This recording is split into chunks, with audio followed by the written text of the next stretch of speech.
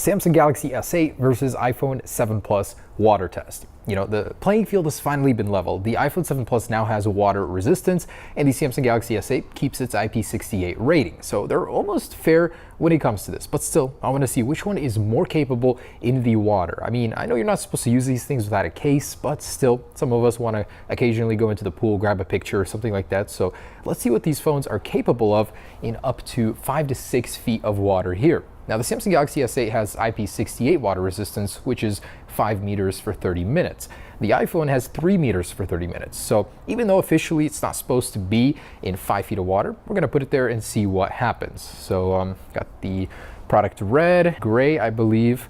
Now, these things are absolutely stunning, but how are they in the water? Let's find out. So actually, we're going to start, I believe, with about 3 feet, so the water resistance rating of the iPhone, and then we're going to add more water and go to 5 feet and see if the iPhone can keep up, and after that, maybe we'll go take it in the water and splash around with it. Let's get started. All right, so first things first, I just want to play around with a little bowl here, see what happens, you know, how the water affects these devices. So the iPhone first, you know, I don't expect it to work underwater, the display, but how about this guy? Oh, it does.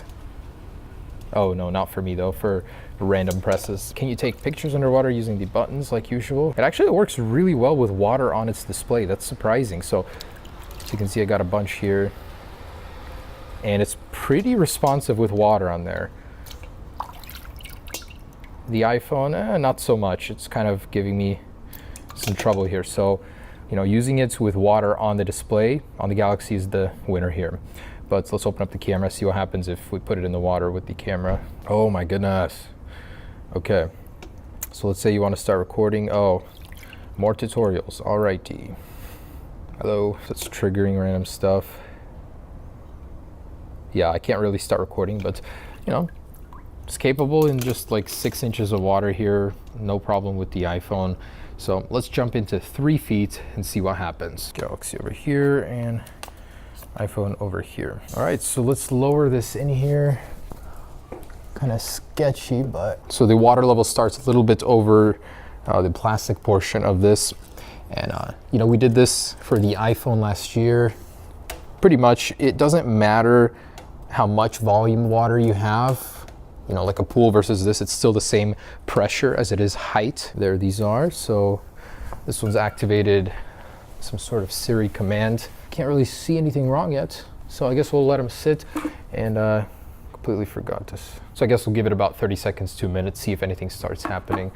But you know, even at 3 feet, this thing isn't even at its max capacity, the Samsung Galaxy S8, so I don't really expect anything to go wrong here.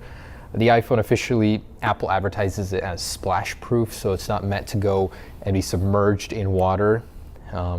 But still, we'll find out. So we just achieved 3 minutes, no change. I can see that usually in water tests, the screen will start freaking out once it's affected. The digitizer goes crazy. You see like water creep, but this time around, really nothing. So, you know, at 3 feet, the iPhone's maximum capacity at 3 minutes, nothing has happened. So at 5 minutes, or maybe even 10, we're gonna go ahead and add up to 5 feet of water and see really how far they can go, if it'll still survive. Obviously, I have more hope on the Galaxy as the rating is better. Maybe they even improved some stuff inside. We don't really know until we test them. But still pretty good, pretty good. Not that I recommend you do this. I mean, if you guys drop your phone in the water, definitely pull it out. Don't have it sit there. But if it does fall, seems to be good. But then again, you always hear those stories like, you know, fell 1 foot in a little puddle of water and it's broken. So there's always extremes. All right, so let's keep going till 10 minutes, then we'll add more. All right, so approaching 10 minutes here, and I've got to add some more. Oh, whoops.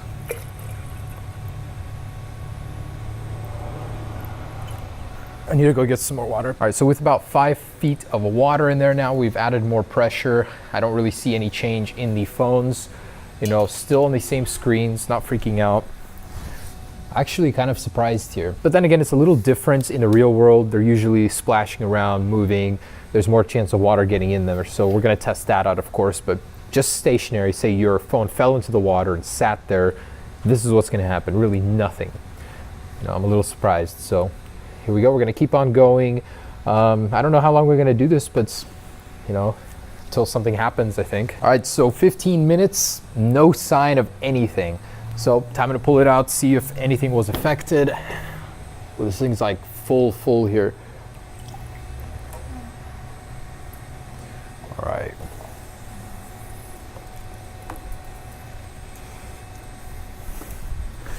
All right, here they are. So I can immediately tell the screen is working on the Galaxy. What? Home button's not working. What in tarnation? Whoa. Not now. Did this thing get water damage? Okay, so display and home button is not responding whatsoever. You can see the... Wait, you can actually see water damage? I can't see any signs of water damage. Usually you'll see like some creep in there. But this thing is literally brand new, just out of the box, so it hasn't been opened, anything like that. And it was affected by water. What in the world? I'm gonna try and... Oh, it is. Oh my goodness. For the longest time it was alive there, but I'm like, this thing has to be working. Wow, I'm so disappointed right now. How? Is the product Red worse at water resistance than usual? So home button won't work. There's actually water coming out of here. I wonder if we can shoot it like before. No, so if I squeeze it, water does come out. What? That's seriously surprising, because usually these are so good at water resistance. So Galaxy on the other hand, so the iPhone, I can't get it to unlock because the home button won't work. Look at that, actually, it's got this really weird pattern going on. Wow, so a little disappointed there. Samsung Galaxy, as if it just came out of the box. No issues, it was totally in its depth, you know, that was its rating, so I'm not too surprised for that one. All right, so I don't think I can get that to work, but I'm gonna try and get as much water out as possible. Oh my goodness, squeezing this, so much water comes out. What the heck? Wow, I'm just baffled. Like, what the heck? It's always been so good for me, except when it comes face to face with the Galaxy S8. Guess it's a little intimidated by that one. So can you swim with your iPhone? I think definitely not. It's not something you should do. If you drop it in water, got to pick it up right away. Man, it is still working though, which is surprising. You know, the thing with water is though, you can't really tell for how long. It might be tonight, it might be tomorrow that it'll just stop working, or some features might stop working. So there's that. Oh, display started working again. Home button just activated on its own. Not by my doing, like the press itself won't work, but display does work. That's kind of interesting. So that still works, but you can see the whole stainage there. All right guys, so there it is. That is the water test between these. iPhone still seems to work. Samsung Galaxy for sure won this round. So I guess we can take it down to the river and go swimming with it for a little, see if that affects it. But you know, even just not moving, this thing has won. I really don't want to do this, I'll be honest with you. It's kind of cold, the water level's really high here, and it like stirs up all the sediment. It is like the nastiest water ever, but I really don't have anywhere else to go. I don't have like a apartment pool or anything, not without sneaking in anyways. So there we go, we got this guy. I'm gonna pop it into the backpack while I jump, and then I'll swim around with it, just to show you guys a little bit of activity in the water, you know, if this thing will be affected or not with some movement. We dropped it in the cylinder, there's really not much movement there, it just sits. So guess we can do that now. All right, so really it'll just go in here. There'll still be water and everything, water gets in through there easily. But just so you can see that it'll like hit the water and everything. Okay. Man, it is freaking cold. By the way, everyone that was saying, yeah, this is an Apple t-shirt from the campus on Cupertino. Just put a Samsung sticker on it myself. Anyways, don't watch me change, man. I'm not gonna even think about this, just do it, because I'm not gonna do it if I think about it. Let's go.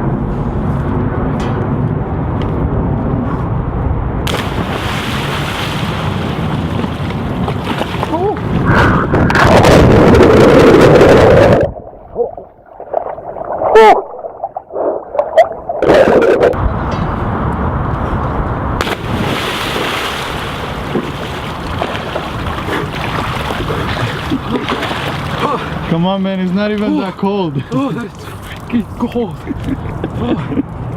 Right. So, heck of water in there.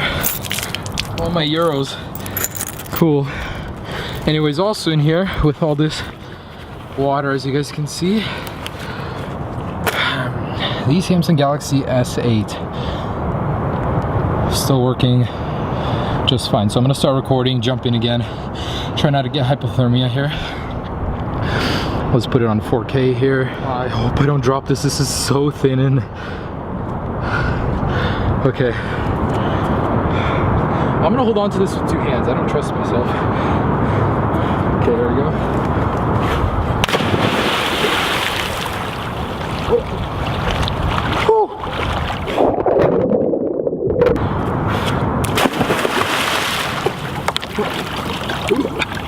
Okay. Alright guys, so there it is. The Samsung Galaxy S8 Plus. I don't want to really spend any more time in the water, but as you guys can see, it has survived pretty much everything we threw at it and everything we threw it in. So actually beat the iPhone. So it may have lost on the drop test, but on the water, this thing definitely does very, very well. So thanks for watching, guys. Be sure to check out the other tests. Peace.